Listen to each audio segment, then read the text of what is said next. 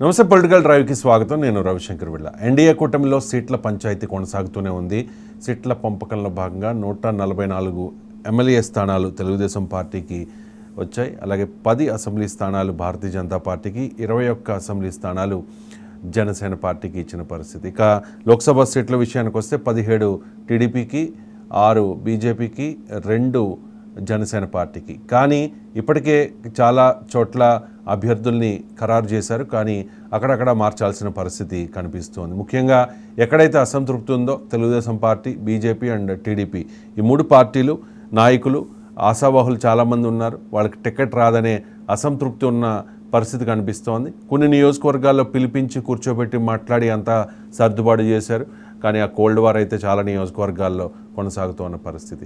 ముఖ్యంగా అనపర్తి సీటు విషయానికి వచ్చేసరికి అక్కడ నల్లమిల్లి రామకృష్ణారెడ్డి చాలా బలమైన నాయకుడు తెలుగుదేశం పార్టీకి సంబంధించి.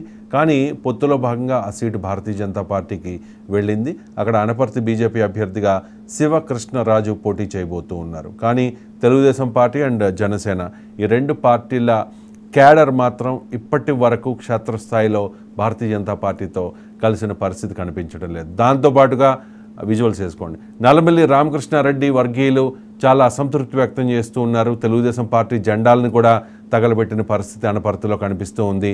ఆయన ఇప్పటికే చాలా చోట్ల, అంటే నల్లమిల్లి రామకృష్ణారెడ్డి ఆ ఫ్యామిలీకి మంచి పేరుంది, క్రెడిబిలిటీ ఉంది అనపర్తి ఏరియాలో.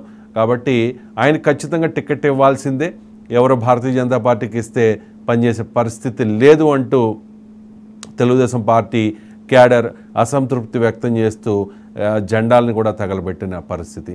నల్లమిల్లి రామకృష్ణారెడ్డి ఆయన తెలుగుదేశం పార్టీ కండువా కప్పుకునే ఆ ప్రాంతంలో, అంటే అనపర్తి నియోజకవర్గంలో ఉన్న చాలా గ్రామాల్లో ఆయన పర్యటిస్తూ ఉన్నారు. ఆయన ఇండిపెండెంట్గా పోటీలో ఉంటారనే ప్రచారం కూడా ఒకవైపు జరుగుతున్న పరిస్థితుల్లో ఇవాళ పశ్చిమ గోదావరి జిల్లాలో చంద్రబాబు నాయుడు పర్యటించబోతూ ఉన్నారు. సో నల్లజర్ల అక్కడికి పిలిపించుకున్నారు నల్లమిల్లి రామకృష్ణారెడ్డిని. సో ఎలా ఆయన్ని కూల్ చేస్తారు అనేది ఇక్కడ చూడాల్సిన విషయం. చాలా చోట్ల జనసేన పార్టీతో ఇబ్బందులు ఎదురైతే మాట్లాడి సర్ది చెప్పుకున్న చంద్రబాబు నాయుడు భారతీయ జనతా పార్టీ విషయానికి వచ్చేసరికి కాస్త వెనకడుగు వేయక తప్పడం లేదు. ఇక నర్సాపురం రాజకీయం చాలా రసవత్తరంగా జరుగుతోంది. రఘురామకృష్ణరాజు చాలా ఎక్స్పెక్ట్ చేశారు అక్కడ టికెట్ తనదేనని చెప్పి తాడేపల్లిగూడెం సభలో కూడా చంద్రబాబు నాయుడు అండ్ పవన్ కళ్యాణ్ వీళ్ళిద్దరి సమక్షంలో చెప్పేసుకున్న పరిస్థితి. కానీ అక్కడ భారతీయ జనతా పార్టీకి చెందిన నాయకుడు శ్రీనివాస్ వర్మకు నర్సాపురం టికెట్ ఇచ్చిన పరిస్థితి కనిపిస్తోంది. అసంతృప్తి వ్యక్తం చేశారు రఘురామకృష్ణరాజు. నాకు పార్టీ సభ్యత్వం లేదు అంటూ కూడా కామెంట్ చేసిన పరిస్థితి ఉండి, అసెంబ్లీ నియోజకవర్గానికి మీరు పోటీ చేస్తారా అని చెప్పి అడిగినప్పుడు అసెంబ్లీకి వెళ్ళే పరిస్థితి లేదు అంటూ కూడా ఆయన క్వశ్చన్ చేసిన పరిస్థితి. ఉండి నియోజకవర్గం విషయానికి వస్తే అక్కడ శివరామరాజు మాజీ ఎమ్మెల్యే, సీనియర్ నాయకుడు and present MLA Manthena Ramaraju, వీళ్ళిద్దరికి మధ్య పొసగలేదు. దీంతో ఆయన శివరామరాజు ఇండిపెండెంట్గా పోటీ చేస్తున్న పరిస్థితి. అక్కడ మంతెన రామరాజు టీడీపీ అభ్యర్థిగా ఉన్నారు, సిట్టింగ్ ఎమ్మెల్యే. ఇప్పుడు అక్కడ రఘురామకృష్ణరాజుకి ఇస్తే ఎటువంటి పరిస్థితి ఉంటుంది అనేది కూడా ఆలోచించాల్సిన విషయం.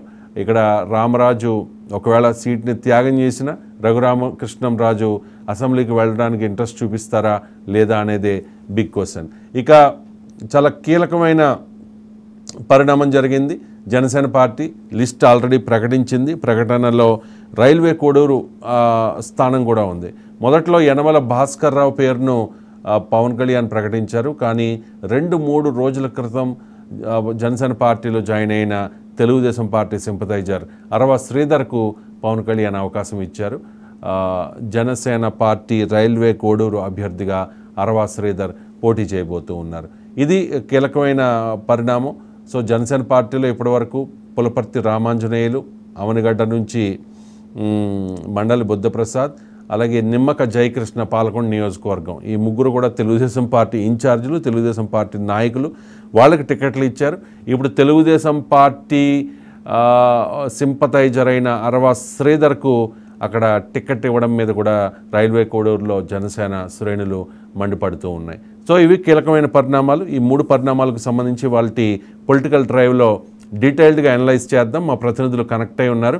చిరంజీవి రెడ్డి అనపర్తి నుంచి, నర్సాపురం నుంచి బ్రహ్మేంద్ర, అలాగే కడప నుంచి రైల్వే కోడూరు నుంచి రాజు కనెక్ట్ అయి ఉన్నారు. ముందుగా చిరంజీవి రెడ్డితో మాట్లాడడం. చిరంజీవి రెడ్డి, అనపర్తి రాజకీయం ఏం జరిగే అవకాశం ఉంది? అక్కడ పొత్తులో భాగంగా శివకృష్ణరాజుకు టికెట్ వెళ్ళింది, భారతీయ జనతా పార్టీగా టికెట్ కేటాయించారు.